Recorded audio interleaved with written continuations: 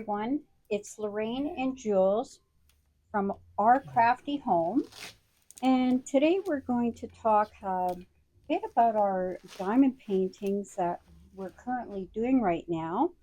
And this is our Whip and Chat number two.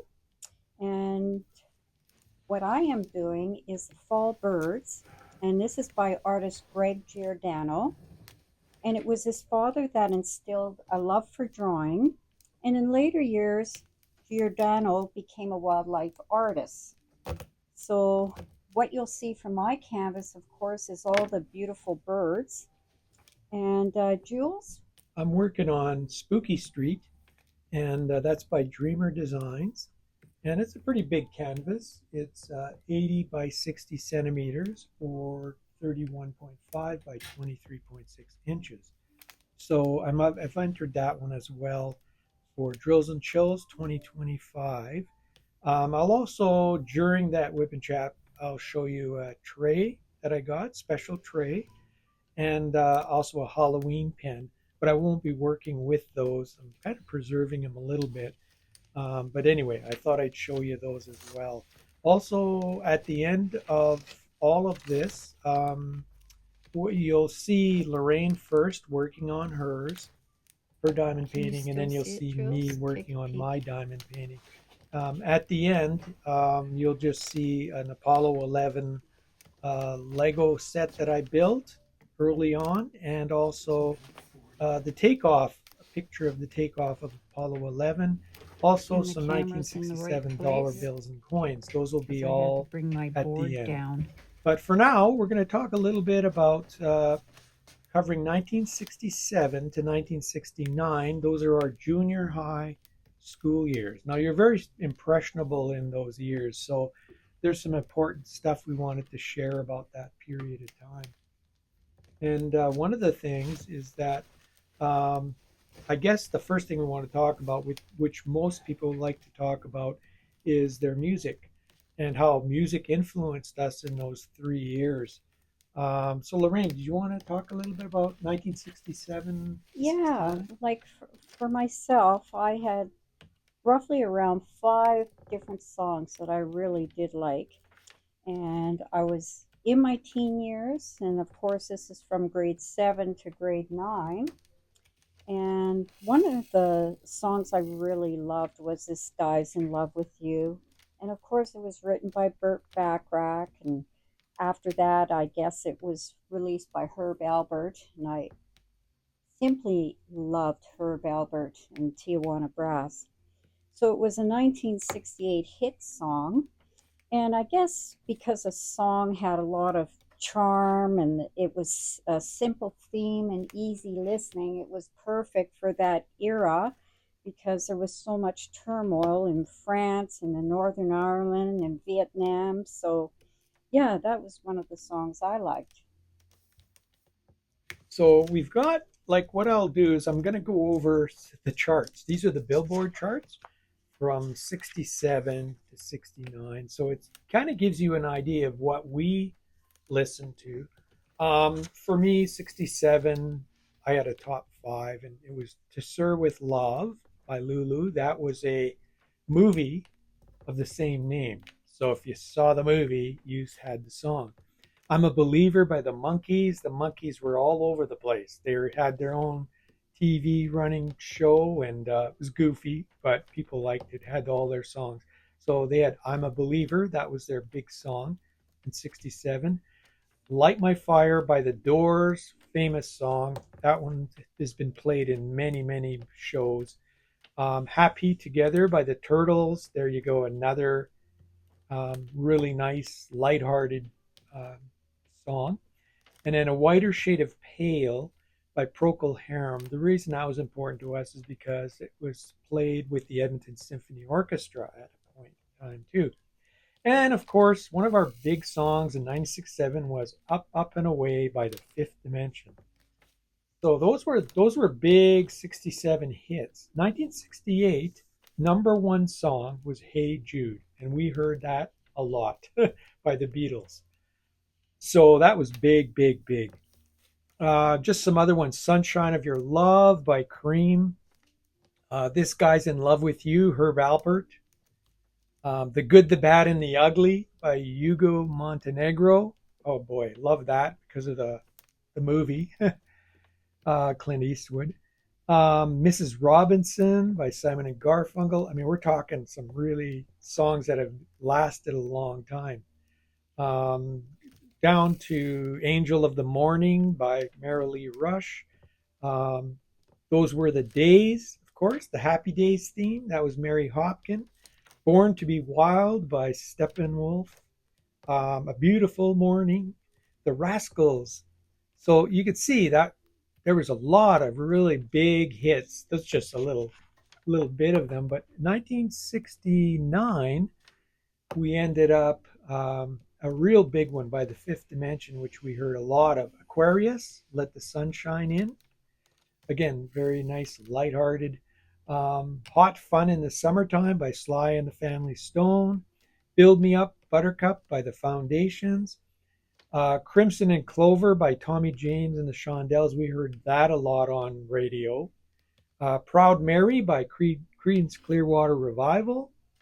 Sweet Caroline, that still gets played a lot by Neil Diamond. Get Back by the Beatles. Spinning Wheel by Blood, Sweat, and Tears. My Sherry Amour by Stevie Wonder. And it goes on. But those are some of the big hits.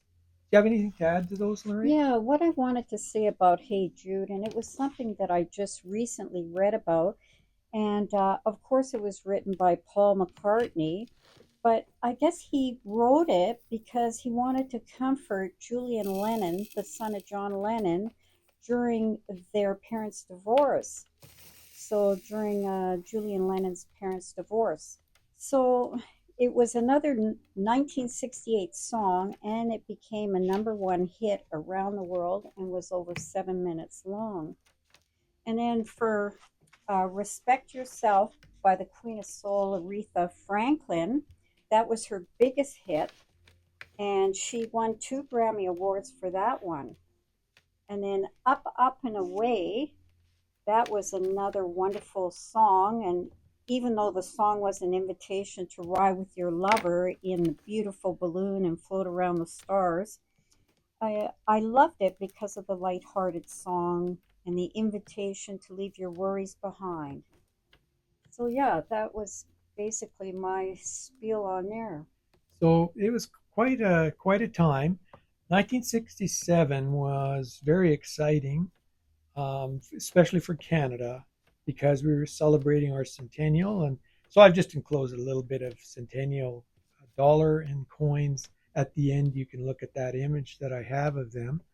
But it was an exciting time for Canada, especially. Um, Lorraine and I both had transistor radios and record players, and we played 45s a lot.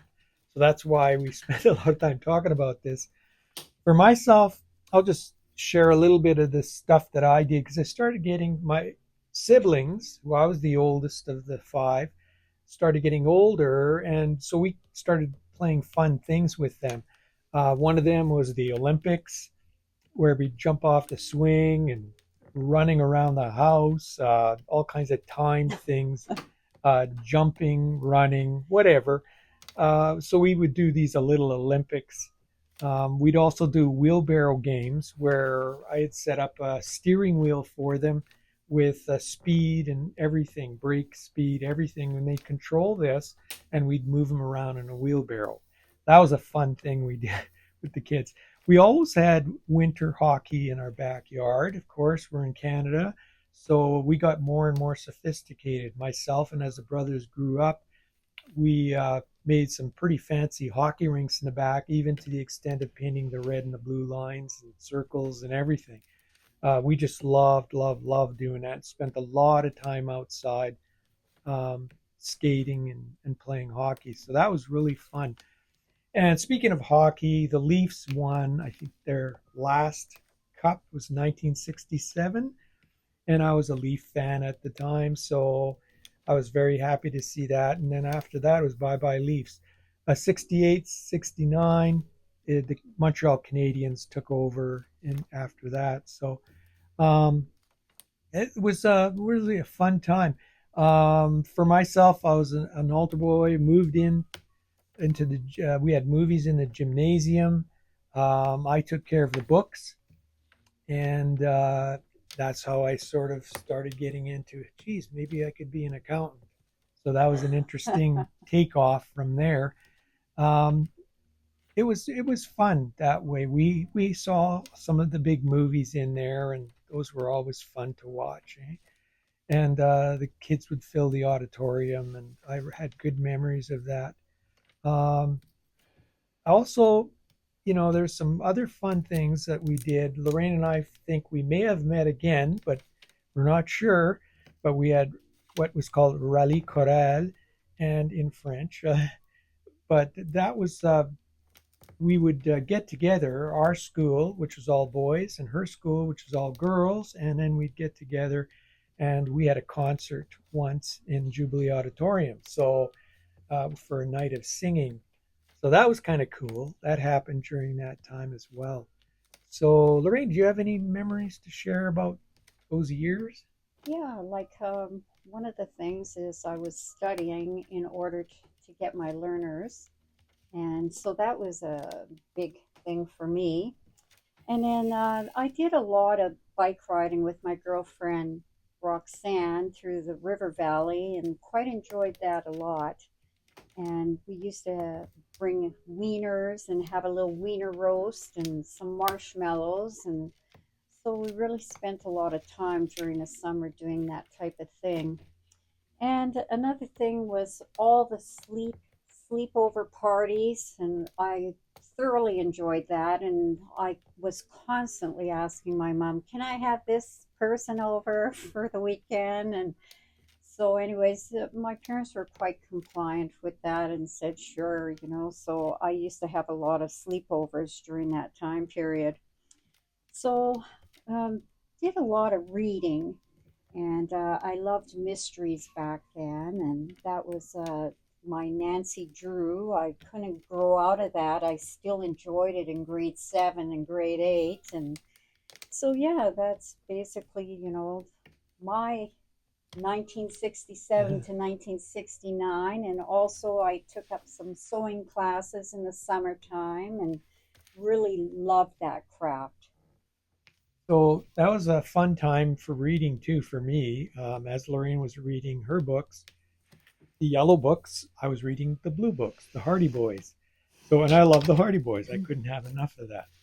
And we'd also tell little stories about ourselves where we'd be under the sheets or whatever with lights on at night, reading, reading, reading. And so that was fun reading those books. They were a great series.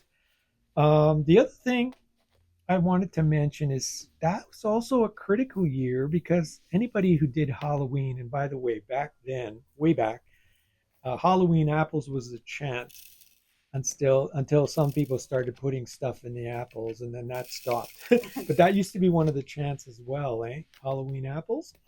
But I now remember that very clearly. The other thing was sad is that's for us, both of us, that was sort of our transition years of no more trick or treating, which we all loved. And I'll never forget in junior high when it was all ending for trick or treating. And I was, the Halloween night, I was standing looking across the street at somebody I used to go with trick or treating. And it was kind of a sad time for me because I thought that was the end of it. His dad went all out. He was like a witch with a big cauldron, and he'd hand out his candy that way. And I always kind of remember some of these people really got into the Halloween night. So that was one of the memories that I had about Halloween. What's Do this? you have any about Halloween? Yeah, for Halloweening, my mom used to take myself and my girlfriend Lilibet, and we used to really go many, many blocks for Halloweening. And back in those days, the candies, of course, were smaller than what they are today. So another thing I really remember is my uh, older brother, and he was quite a handful, let me tell you.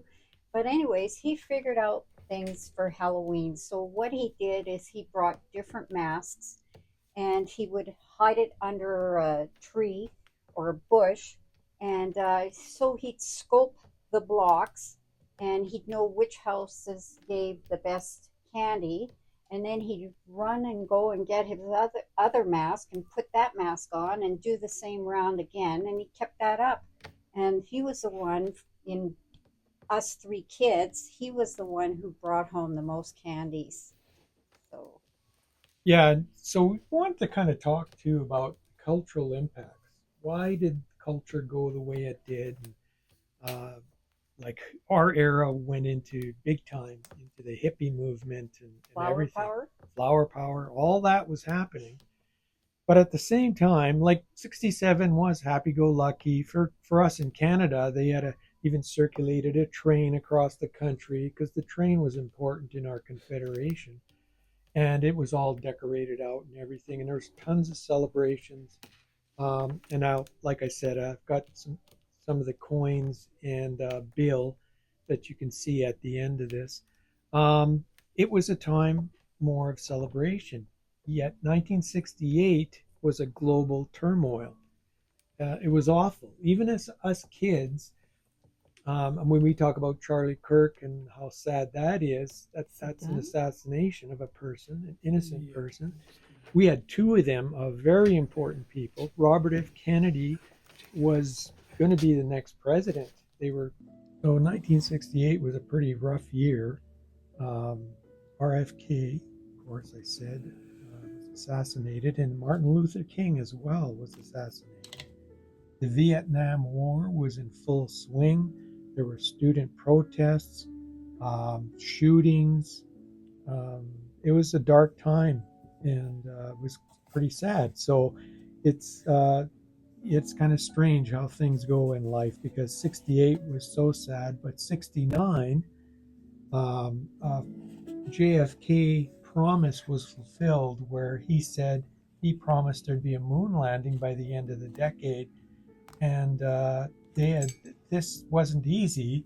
One of the times during that time when they were preparing and getting ready for moon landing and practicing and everything, there was a fire, and it was right on the pad, and three astronauts died from that. So it wasn't easy, but uh, on my birthday, July 20th, 1969, there was a moon landing, and that brought optimism back to the world. So that was an exciting time for the world to celebrate this moon landing because that was a big thing. And like I said, I've got watch to the end there, and you'll see I've included some things that I did, like for example, my Apollo 11. I built the Lego set. That was quite a large set as well, and it was a gift from my wife and son. So it was one of my big Lego projects that I had started and really enjoyed it. Just celebrating that thing that came right on my birthday. So it's always something I remember is the moon landing. Um, After that, so there was optimism in the world after that. I forgot another game that we played uh, during that time too, and it was one of the games that was very popular in the neighborhood or when cousins came over or family. It was called Phantom of the Opera game. I had a model by Aurora. I had all these. I had done them earlier years. When I had my money from flyers, I'd go and buy these models. So I had made a bunch of monster models, and I think they've been recreated, but by another company. But one of them was the Phantom of the Opera. Never forget that. So we created a Phantom of the Opera game, and it was downstairs.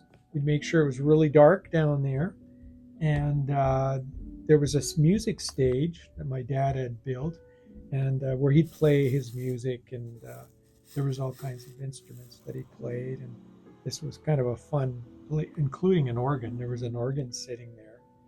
So what we did is we somebody dressed up as the Phantom and scary, and the other kids would be in the bedroom adjacent to the basement area, and they'd sneak out. You'd have to get something. There'd be some prize or something that you'd have to try to come out and get it. But the Phantom would be playing the organ and watching. And if you came out and got caught, then that game was over. So I think that person might go. Anyway, it was really cool. Kids just love that game. So what kind of prizes? I can't remember what we did for prizes. Probably candy. Oh, okay. Candy, everybody loved candy, right? So we probably did something like that. But anyway, it was a lot of fun, and all family wanted to come over and play this game, kids and everything. So that was our original one. So the next phase we wanted to talk about was TV, and we were going to start with Lorraine, some of your favorite TV shows in '67 leading into '69. 67. Well, I'll tell you what my number one TV show was is the Dean Martin show. And I just absolutely enjoyed him. He was so charming and laid back and quite the crooner and very easygoing and humorous. So on his show, he featured a lot of famous singers. His favorite friend, Frank Sinatra, of course.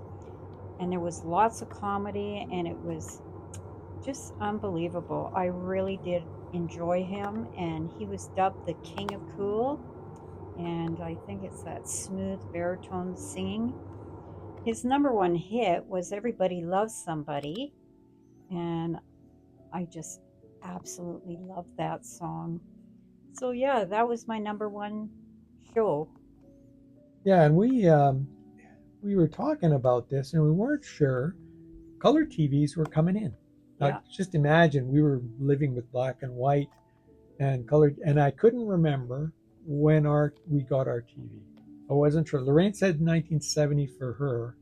Yeah, it was around Yeah, 1970 so because and it was near Christmas time and I remember my father walking in with the big box and setting it all up. So, so it was right on the edge of, I'm not sure. I think '68 they started introducing them, but if it was '70, and we'll talk a little bit about it.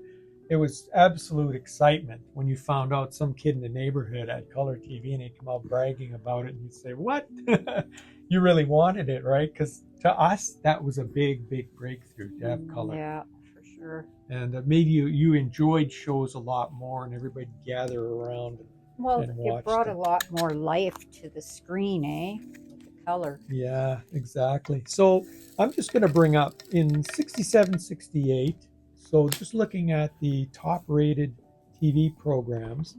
Um, so Andy Griffith and Lucy Show were tied for first, or close. I think Andy Griffith edged out Yeah. Lucy Show. It was really close. But shows were really interesting. Gunsmoke, Bonanza. These westerns were really hot. Family Affair was right up there. Then you had all these other shows like The Red Skeleton, Dean Martin, Jackie Gleason, Ed Sullivan, Lawrence Welk Show, Smothers Brothers Comedy Hour. They'd always have guests on and everything. Those were really fun because they'd always have new people on and guests, and especially Ed Sullivan. I mean, he was big. Ed Sullivan got in a time slot here in Canada that was fantastic because we had Disney, then we had Ed Sullivan, and then led into Bonanza for the late show. So it was like what a lineup. The family could gather around and watch those three shows. And you know what I thought was really, well, unusual almost is Ed Sullivan because he was nicknamed Old Stoneface because he was always looking so serious. But the thing that would make him laugh was when that little puppet would come on, Copogijo, and that's when he would start laughing. So I thought I'd add that about Mr. Ed Sullivan. Yeah, so there was, we had other shows on too. The FBI, that was on. Ronan Martin's Laugh-In started to move up. My Three Sons, that was in there. And Ironside, those detective type shows, Ironside, Dragnet, they started to make their way in that period of '67, '68. So move on to 69-70. And Ronan Martin's Laughing was actually first. What did you think of that show? I thought it was goofy. It wasn't really my cup of tea, but at the same time, I did like watching Goldie Hawn dancing in her mini skirt and her go-go stockings. And for me, that was like, oh, I gotta have go-go stockings. So it kind of set a tone for that, eh? Yep. Yeah, for me, I I didn't like it. I'd sit in and listen to it sometimes, but it was like Lorraine said, it was goofy. Gunsmoke and Bonanza, they were right on top. Just think of that. The old westerns were right in there, 2 and 3. Family Affair was right up there. Lucy was right up there, number 6. Red Skeleton too. Now, in number 8, planted there was Marcus Welby, MD. Oh, Lorraine could talk about that. yeah. So Marcus Welby, MD, it was a very popular medical drama. And I really liked Robert Young acting as Dr. Welby on there. So if he was just, who could not love Dr. Welby? I have to tell you, he was so personable with his patients and he really did care. And I guess the show did focus on that aspect as well as the medical and social issues. So, yeah, I really did enjoy that. And also with his front desk, I'll call her an assistant, plus she was a nurse, Consuela. And she was a comedy relief, I believe, for that show, or more like humor relief. So I really did like that. And I think after that, like Lorraine always liked these shows. I think she wanted to be a nurse after because she had seen so many doctor shows. What were some of the oldies? Oh, Dr. Kildare Dr. was Kildare. another one. But my mother really loved that show, and I think she's the one who got me hooked on doctor shows. So you really enjoyed the doctor shows. Even Hmm. to this day, you followed every doctor series Oh, they had, right? yeah, the only one I did not follow is Grey's Anatomy, but guess what, Jules? What? You'll be watching Uh-oh.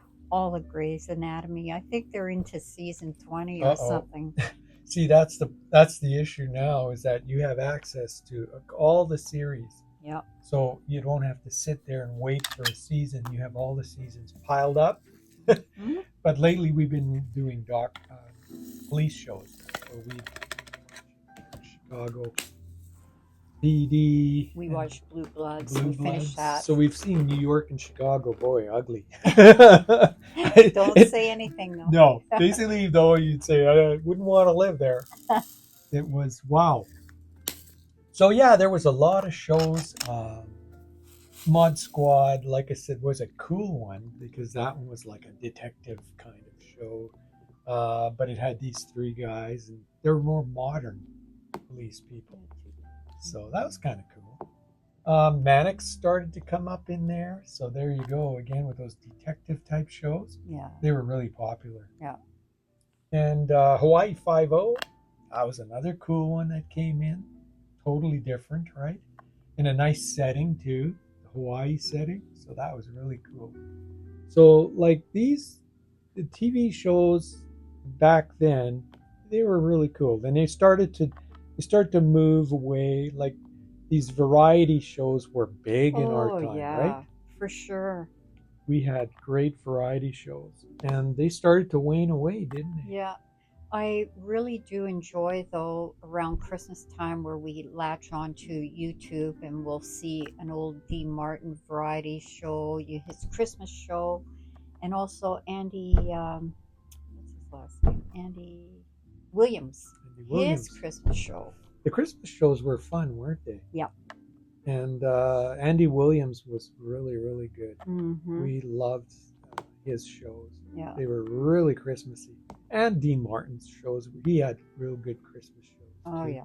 And there were others, but back in that time, it was nice with the variety shows because you always had some new things happening and new guests coming on, and I really, really did like that part. So that was really, really fun. And so that's about it. I wanted to tell you too.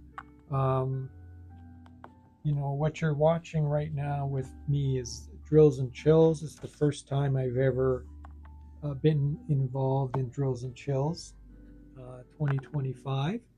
And it's a great event hosted by Diamonds and Washi, Emeralds and Fairy Lights, and it runs from September 1st to October 31st. It's the seventh annual that those guys have held this, so we'd like to get in every year. My Spooky Street, I just love. It's because of the memories. Like most of the canvases we'll work on, they have direct feelings for us.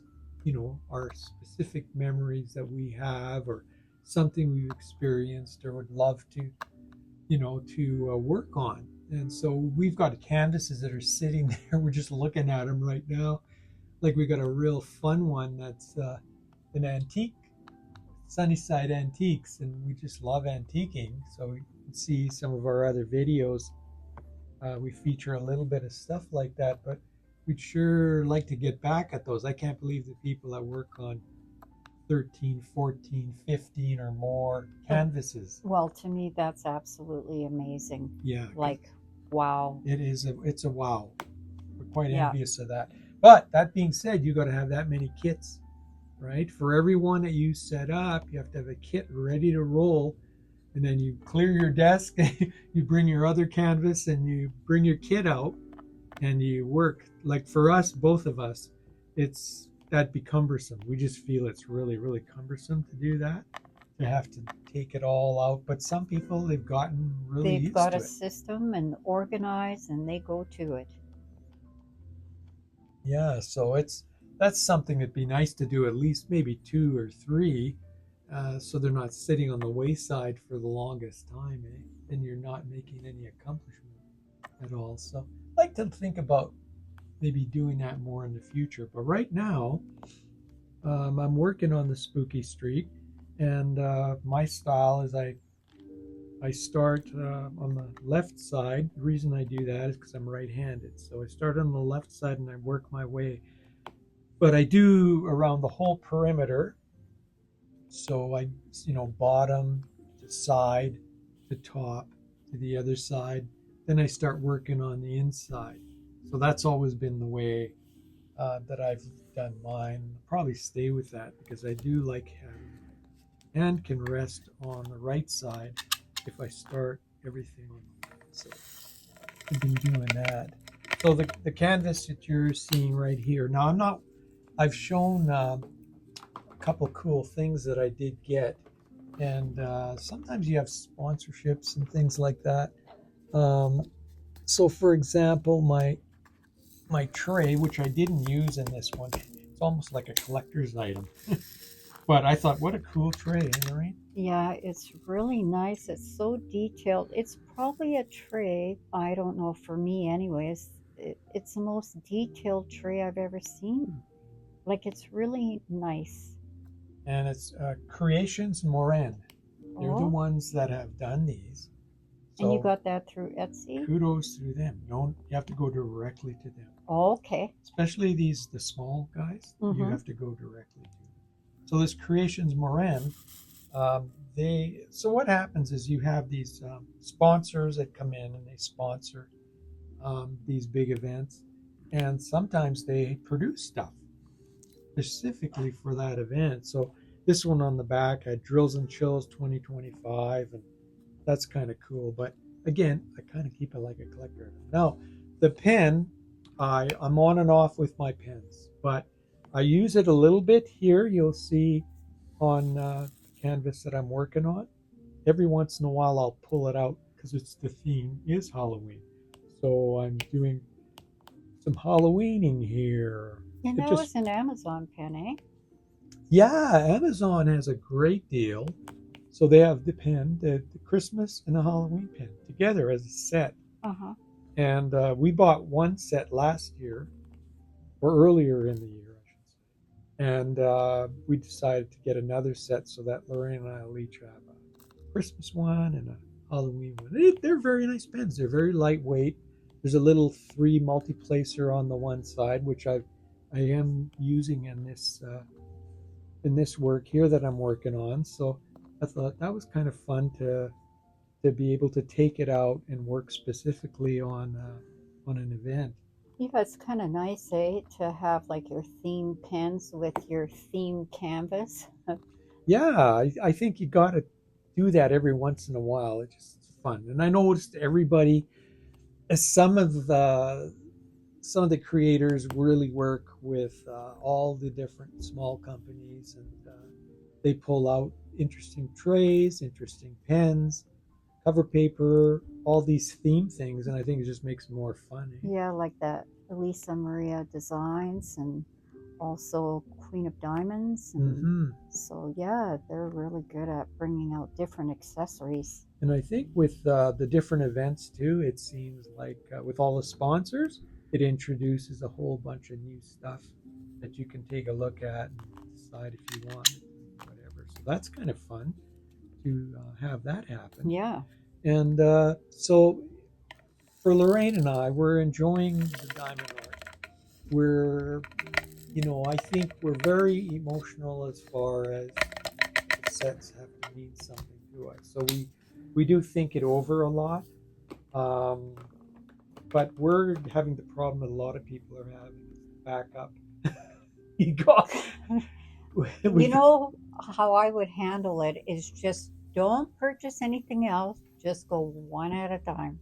But do you guys find that hard? Because what happens here is they have so many promotions, right? They're loaded with promotions. Like all the special occasions, there's a promotion. And when they start throwing these at you, buy one, get one free. Well, that would be really. There's some that buy one, get one 50% off, right? That's another enticing one, though that works out to 25% basically. But still, it's enticing. Yeah, but they'll always have that type of marketing going on. Yeah, but then they always scare you too. Like Yeah. the canvas sells Yeah. out right away and it Yep. never comes back, Yeah. right? Or something like that. We've So archived this. yeah, we've archived it. And you kind of always kind of worry about that. I don't think we get into the Saturday thing so much with No. Diamond Art Club because the problem there is you're paying the full price, except for the small discount, 10%. But you're paying more for it, and just to make sure you get it. And we're kind of weaning off of that. I don't think we're as bad with that one, but still, they do entice you with that Saturday thing. I'd rather take a look at special occasions when they have some real good discounts, and then it entices you quite a bit, eh? So I don't know. That's sort of what I was thinking about on those. Lorraine and I are now looking. I hope to finish the Spooky Street um, very soon, but it's looking like another week or so. I was hoping that I would finish it, so that October 1st we could start this other surprise thing, which was Lego. Oh, yes. We have a Lego, talk about spooky house, we have a haunted house. And we got this used. It's a discontinued set.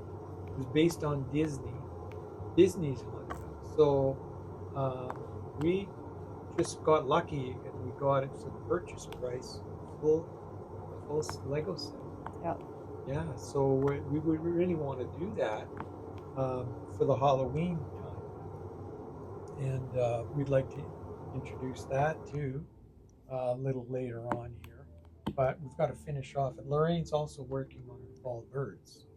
How far are you away from that? Oh, I'd say I'll probably finish it at the same time you do. So maybe Your another canvas. maybe another week or so. Or, Yeah. yeah, we'll push hard to get that Like done. I'm doing little things in between, right? Like I'm doing the Thanksgiving wreath. Eh? Oh, and you've also done some little Yeah, the little Halloween Halloween, wreath and yeah, yeah, that you hang up. yeah. So and those for they're fun to do. It only takes me about 3 to 4 hours to get them done, and I really do like that quick little project that gives you satisfaction. Yeah, they always say to throw in some little projects along the way, No. because most of the times our canvases are pretty big. Oh, yeah. They're large, and then of course we've introduced Josephine Wall. We have to Oh do boy. that, right? Uh, Which is the extra large. You start getting into those, and it's kind of crazy. Though I notice there's a trend now that they're going to bigger more drills. The count is moving up close to 100 or For just Diamond over Art Club? 100 for Diamond Art Club. Yeah. So that's Mm. there's another thing to get you to stay and spend more time with your canvases. Anyway, so that's it for us for here. We just wanted to do another whip and shop. So this is our number 2. We hope to do these on an ongoing basis, but we enjoy being with you and talking to you. And leave your comments, by the way, anything you'd like to share with us or talk about. And thank you very much for everything. Thank you. Okay, bye-bye. Bye.